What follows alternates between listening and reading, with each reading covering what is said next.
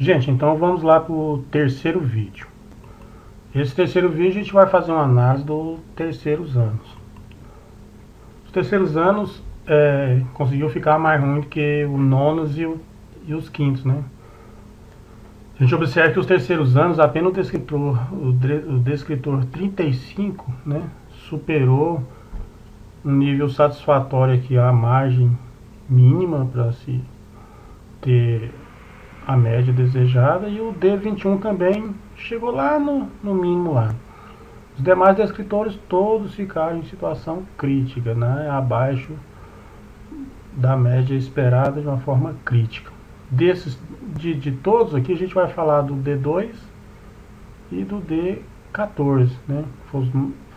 Considerando uma linha imaginária aqui, a gente vai ver que esse e esse aqui são os dois mais críticos, né? Sim, se bem que todos aqui tá difícil. Mas vamos ver o D2 e o D14. O que é que foi cobrado neles e eles ficaram críticos. Bom, o D2 está... O D14, né, foi o item 2 da prova. O D14 é esse aqui, ó. O D14 é esse aqui, foi o item 2 da prova. No item 2 da prova, cobrou a habilidade de identificar a localização de números reais na reta numérica. Então, para uma turma de terceiro ano de ensino médio, é o que se espera, né, que consiga reconhecer qualquer número real na reta numérica.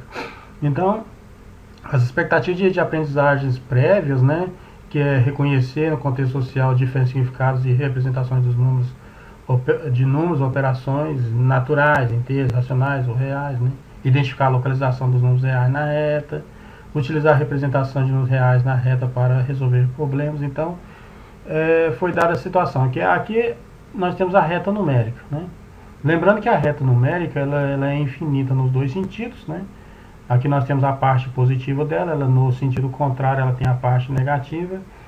E os números que aqui estão são os números naturais e dispostos de forma crescente aqui.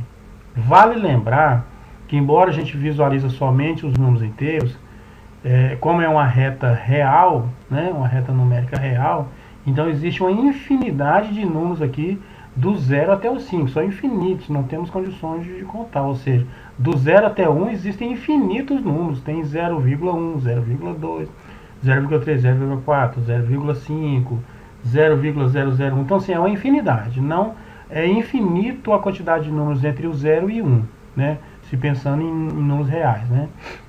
Então, aqui foi dada a reta e perguntou, é correto afirmar que 7/6, que esse número fracionário aqui, 7/6, está localizado entre 0 e 1? Bom, quando eu pego essa fração e coloco ela na forma decimal, dividindo o numerador pelo denominador, eu tenho esse número decimal aqui, infinito e não periódico, né? Que é 1,1,1,16666. Então ele tem um período que repete aqui 6 aqui, ó, toda a vida. Então, dá pra gente concluir que esse número, que essa fração aqui, ela é maior do que 1 um pouquinho. Então aqui, se está falando que está entre 0 e 1, no caso deveria estar aqui, ó, entre 0 e 1. Mas, como é 1,16, então é mais do que 1, então esse número está localizado entre 1 e 2. Pertinho do 1, mas aqui, nesse intervalo aqui, entre 1 e 2. Portanto, o primeiro distrator é falso, né? A segunda opção, esse número neperiano aqui, do logaritmo neperiano, é um número que tem um valor aproximado, né, ele é um número irracional, tem um valor aproximado de 2,7182 e assim por diante, né? Também ele é infinito, né? Ele é uma base no logaritmo neperiano. Então, aqui fala que ele está localizado entre 1 e 2, ou seja, estaria aqui nesse intervalo. Porém, ele é 2, mais alguma coisa. Então, ele é, portanto, maior do que 2. Então, ele deveria estar nesse intervalo aqui, entre 2 e 3. Né? Então, obviamente, também essa informação aqui está errada. Né? Então, Na terceira opção está falando do número π. O número π é bem conhecido nosso, né? É um número bem conhecido, ele tem um valor aproximado de 3,14, é usado em cálculo de área de círculo, comprimento, circunferência, ele é muito usado nesses cálculos aí. Então ele tem um valor aproximado de 3,14. Então aqui fala que está entre 2 e 3. Então ele está afirmando que ele estaria aqui também, e ele não está, né? Então se é 3,14, portanto é maior do que 3, está localizado entre 3 e 4. Pertinho do 3 aqui, mas entre 3 e 4. A outra opção está falando que a raiz quadrada de 17 está localizada entre 3 e 4. A raiz quadrada de 17 é 4,12310, portanto maior do que 4. Então ela está nesse intervalo aqui, ó, maior do que 4, está nesse intervalo entre 4 e 5. Portanto essa afirmação também é falsa. E por final nós temos o gabarito, que é a letra E. Está falando que a raiz cúbica de 65 está localizada entre 4 e 5. Verdade.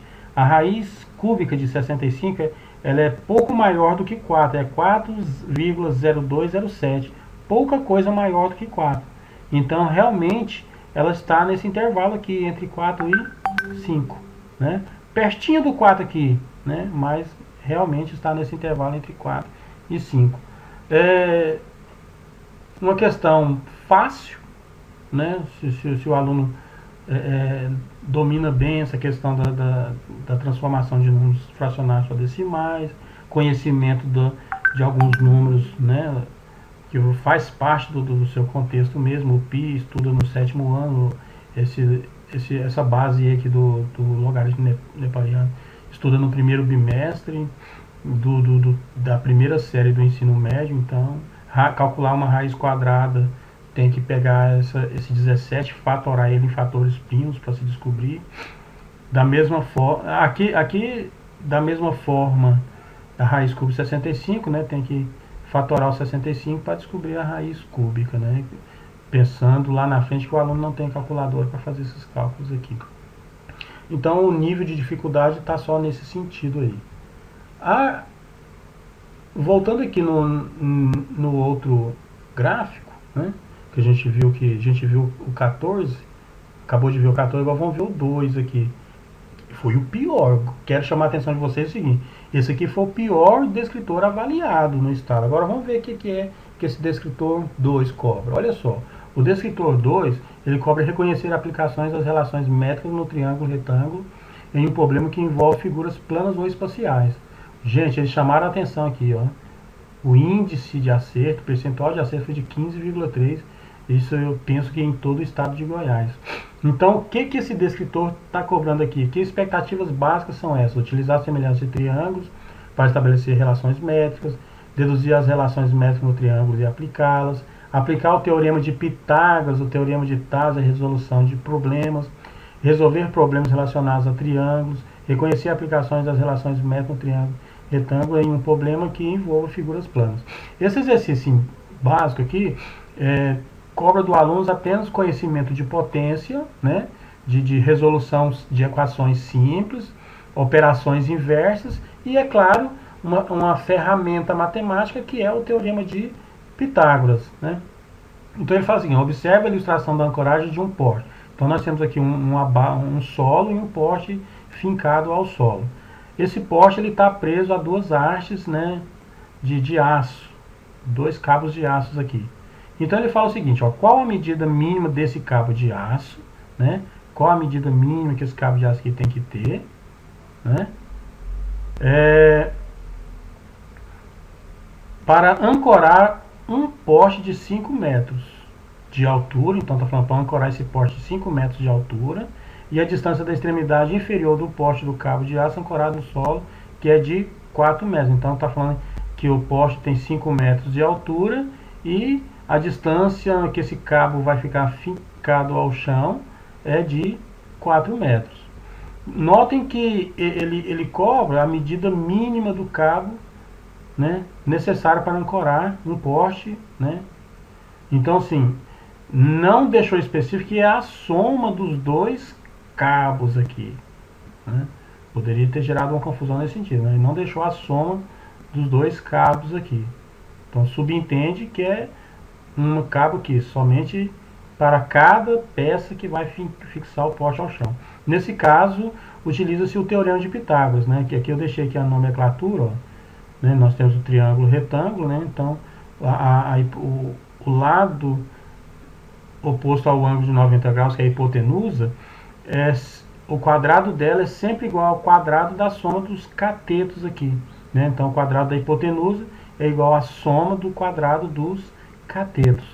Então, a gente pode observar que essa hipotenusa aqui, ó, a medida C, é o cabo de aço aqui, ó, tá vendo? É o cabo de aço, que nesse caso não sabemos quem que é. A medida B é a altura do poste, que é essa altura aqui, ó, a altura do poste, que mede 5 centímetros. Então, eu substituí B por 5. E a medida A é a medida, né, que é essa aqui, a medida do poste até onde o cabo vai ser fixado ao solo, né, que mede 4, né? Aqui ele deixa específico que isso mede 4. Então, substituir o A pelo 4. Então, 4 ao quadrado é 16, 5 ao quadrado é 25. Né? Então, nós temos que C ao quadrado é 16 mais 25, né? Que é igual a 41. Aqui a gente trabalha a operação inversa da potência. Né? Eu pego esse expoente aqui e transfiro ele para o outro lado utilizando a operação inversa. O inverso de potência é raiz. Então, a gente observa que a medida desse cabo aqui, ó, é raiz quadrada de 41. Aí a gente pode ter duas interpretações aqui. Ou a gente pensa em apenas um pedaço desse cabo, mas eu estou analisando aqui que quando se fala a medida mínima do cabo, acho que pensa no cabo todo, né? Então, se pensa no cabo todo, então, se cada um tem raiz quadrada 41, então eu dobro isso aqui, né? Então, o dobro seria 2 raiz quadrada de 41 metros, né? Uma raiz quadrada de 41 metros aqui, outra raiz quadrada de 41 metros aqui. Então, a medida mínima desse cabo seria 2 raiz quadrada de 41, né? Então, essa é a análise que a gente faz aqui das questões, as duas questões mais críticas da terceira série do ensino médio, gente. Então, assim, a gente vê que faltou mesmo raciocínio, faltou conhecimento prévio mesmo desses alunos, e a gente pensar isso em todo o estado de Goiás. Esse teorema de Pitágoras, questões como essa, a gente trabalha no 9º ano, né? Então, a gente conclui aqui que um aluno de terceiro ano não consegue raciocinar o que deveria raciocinar um aluno de 9º ano, né? Então, é isso aí. Eu espero que esses exemplos aí tenham ajudado os colegas ajude os colegas a trabalhar com os coordenadores, certinho? Então, até mais. Obrigado, um abraço para vocês e até a próxima. Bom, pessoal, vamos fazer mais uma análise aqui, então. Esse vídeo agora vai fazer a análise do 9º ano. O 9º ano, se a gente observar o gráfico do 9º ano, a gente vai ter a seguinte observação. Olha só. O 9º ano, apenas 3 descritores ultrapassou o mínimo desejado, né? Definido aqui pela linha imaginária. Apenas o descritor 2, o descritor 26 e o descritor 37. Apenas os 3. Os demais, o descritor D17, o D2, o D1, o D14, o D35, o D13, o D9 e o D28, todos eles ficaram abaixo da média esperada, né? Do mínimo necessário.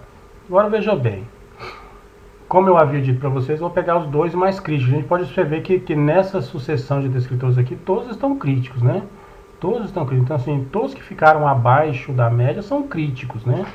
Mas eu vou pegar o D28 e o D1 para fazer a análise das questões com vocês, tá bom?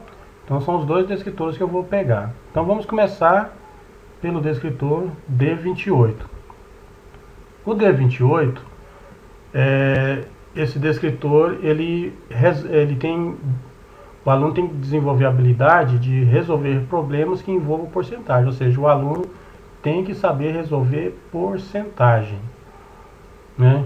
Mas o que dá base para ele para poder chegar a desenvolver essa habilidade, né? Então ele tem que identificar representações equivalentes, né? Números racionais, números na forma fracionária, na forma decimal e na forma percentual. Ele tem que ter também ele tem que também resolver situações, problemas envolvendo noções de porcentagem. Então, essas são as condições básicas. Então, assim, para que o aluno do nono ano consiga desenvolver essa habilidade, então ele tem algumas expectativas que devem ser contempladas no quinto ano, né? No sexto ano, como reconhecer porcentagens, resolver, analisar e formular situações e problemas. No sétimo ano, resolver situações e problemas que envolvam porcentagem. No oitavo ano, também resolver e analisar situações e problemas que envolvam porcentagem. Então, assim, todas essas expectativas que o aluno do quinto até o oitavo ano forem contempladas, então ele chega no nono ano com essa habilidade aqui pronta, né, de resolver problemas que envolvam porcentagem. O problema que foi proposto para ele foi esse aqui, ó. Ricardo tem uma loja de compra e venda de carros usados. Outro dia ele comprou um carro seminovo por 24 mil. E uma semana depois, né, ele vendeu o carro por 27 mil. Então vamos fazer uma análise aqui. Ele comprou um carro por 24 mil, né, e logo na semana seguinte ele revendeu esse carro por 27 mil. Aí ele faz a pergunta: nas condições acima descritas, se pode afirmar que Ricardo obteve, na opção A, 2,5% de lucro sobre a venda sobre o preço de custo do carro, né? Ele teve um lucro de 2,5% sobre a venda. O lucro dele foi de 5%, 10% ou 12,5%. Qual foi o lucro dele? Então o aluno tem que, de acordo com essas habilidades aqui, ele consegue, né, resolver essa questão. Qual seria o passo para resolver essa questão? Deixa eu mostrar para vocês aqui. Então o aluno ele teria que ter aqui conhecimento de multiplicação, viu? Lembra lá? De frações, né? De número percentual. Então essa continha ela seria bem básica da seguinte forma: eu montaria uma regra de 3 simples. E a regra de 3 simples basta multiplicar cruzado. 24 mil é o preço inicial, é o preço que ele comprou o carro, é o que custou para ele o carro. Isso representa 100% do que ele aplicou, né? Então 3 mil foi a diferença do valor comprado para o valor vendido. Ele comprou por 24 e vendeu por 27 mil. Então ele teve um lucro de 3 mil. Então esse 3 mil representa quantos por cento sobre o total que ele teve? Então 24 mil está para 100%, assim como 3 mil está para X%, né? Então a gente multiplica isso aqui cruzado. Então quando eu multiplico 24 vezes X nesse sentido aqui, ó, é interessante começar a multiplicação sempre onde tem a variável. Então 24 vezes X%, eu tenho 24 mil, né? O correto é 24 mil. 24 mil vezes X%, eu tenho 24 mil X. E 100 vezes 3 mil, então eu tenho 300 mil. O 24 mil multiplica o X, né? Isso aqui é uma multiplicação, é um produto. Então se ele está multiplicando, eu vou transportar ele para o outro lado, fazendo a operação inversa. Então se ele está multiplicando, ele vai passar dividindo 300 mil. Então esse X ficou isolado aqui, ó. X é igual a 300 mil dividido por 24 mil. Total da divisão, 12,5. Ou seja, 12,5%. Então aqui a gente conclui que o custo que o lucro que o comerciante obteve foi o 12,5%, né? Ou seja, o gabarito aqui é a letra D. Então vocês observam lá que a gente viu, né, representações equivalentes, a gente trabalhou com números racionais, né? Na forma de fração, vocês viram lá, a gente trabalhou com o número decimal também, que é preciso, obviamente o resultado é o número decimal. Então a gente trabalhou com porcentagem, né? envolveu as situações, problemas em relação à porcentagem. Então é uma situação bem tranquila, né? Mas o que eu entendo que houve a dificuldade para o aluno aqui? Ele entender qual o ponto de partida. Ele não soube associar uma ferramenta, que no caso seria a regra de 3, para resolver a situação. Que aqui primeiramente eu teria que calcular a diferença, né, de 27 para 24 mil e entender que ele poderia montar uma regra de 3. Acho que essa linha de raciocínio faltou no aluno, né? Calcular a diferença e saber que por meio de uma regra de 3 ele conseguiria resolver o problema, né? Tem outros caminhos também, mas a regra de 3, no meu entendimento, para aluno de 9º ano, seria o caminho mais óbvio, o caminho mais fácil dele conseguir resolver. A outra questão, o outro descritor que o aluno que eu considero terrível foi o D28, né? E o D28,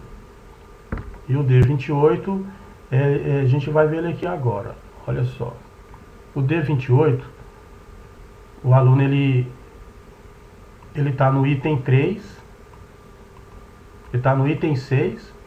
O aluno tem que ver aquelas condições de croquis, né? Aquela situação também de reconhecer mapas.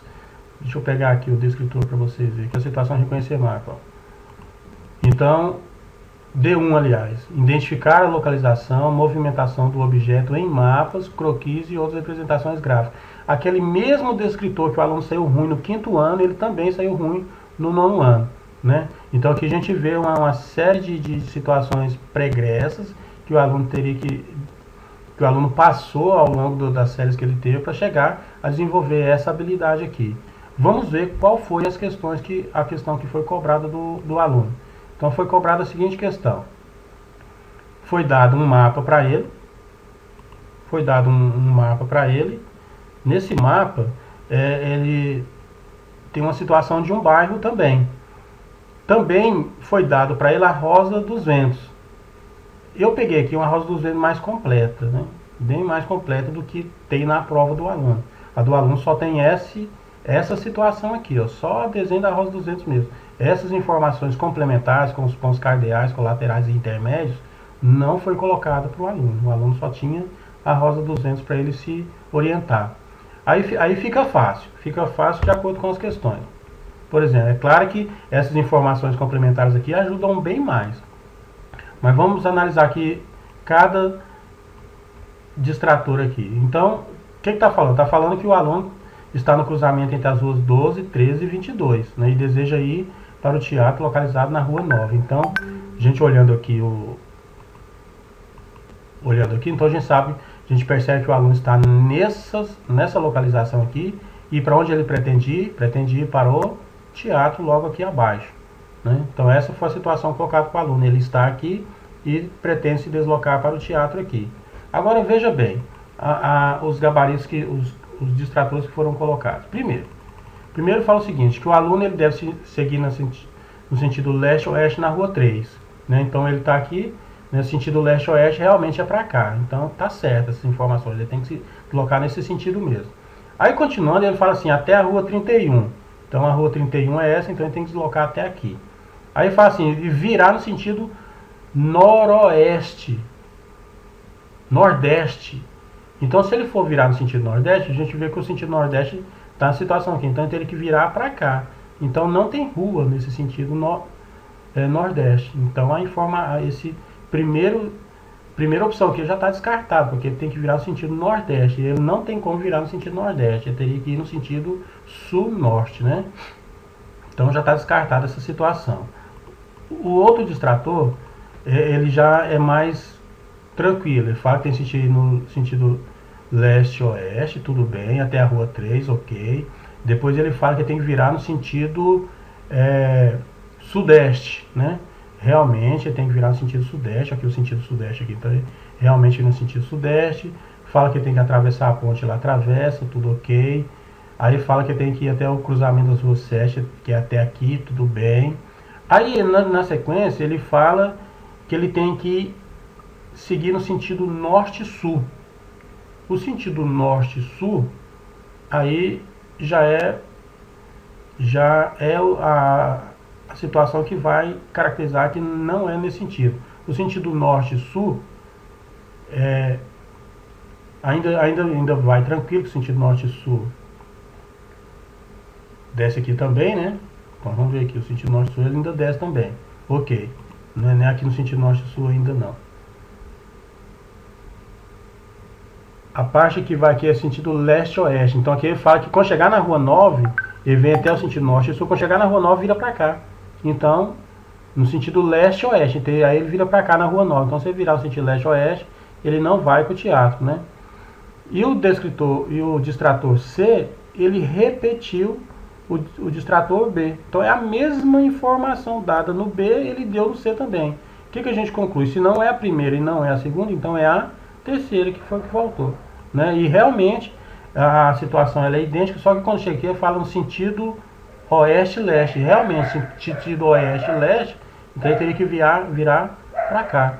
Então essas foram as duas situações que aconteceu aí para o aluno entender. Então aqui realmente essa questão aqui, o aluno ele tem que dominar um conhecimento muito bom em relação à rosa dos ventos, né?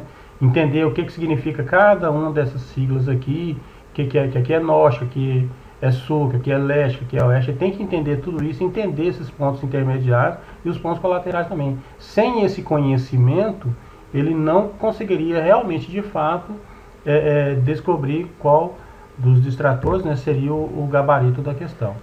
Então, tá aí, pessoal. Duas questões bem críticas do nono ano, né, que a gente resolveu aqui agora, ok? Então, depois eu concluo com o do terceiro ano. Um abraço.